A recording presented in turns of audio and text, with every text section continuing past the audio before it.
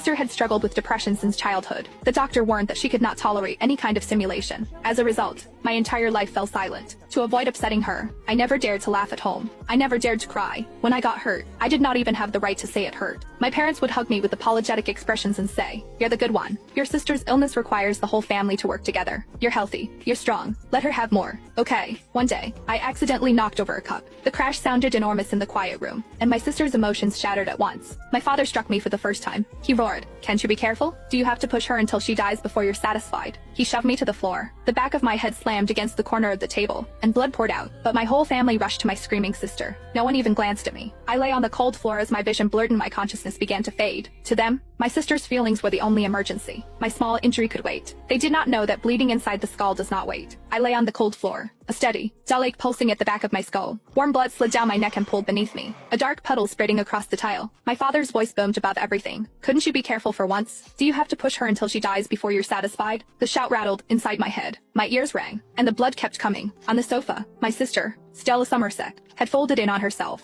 She drew her knees to her chest. Her shoulders shook. Both hands clamped over her ears as she shrieked, sharp enough to sting. She did it on purpose. "She wants me dead. Make her go away. Go away." My mother knelt in front of her and rubbed her back in slow circles. Her voice turned soft and sing-song. "It's okay, baby. It's okay. Mommy's here." The bad sister went away. I tried to push myself up. The room tilted hard to the left, then lurched back. Dizziness punched through me, and I collapsed again with my cheek against the floor. The edges of my vision darkened. Black crept in like smoke and swallowed the corners first. "Dad, Mom." My voice came out thin, almost nothing. No one turned. My sight blurred. The ceiling faded into a pale smear. Somewhere beyond it, old memories surfaced, as if they had waited for the moment I finally stopped fighting them. I saw myself running home with a certificate clutched in both hands. I had earned first place in my grade. My heart had felt too big for my chest. "Mom," I shoved the door open. Breathless, the words spilled out. Before I could finish, she snatched the certificate from my hands and shoved it into a drawer, as if it were contraband. "Rainy," she whispered, panic in her voice. "Don't let your sister see it." She lowered her voice even further. "You know how this goes. If you do well, it will set her off." I stood in the doorway with my arms still half extended, as if my body had not received the message. My smile froze. "But Mom, it's the first time I ever got first place," I said. My voice shook.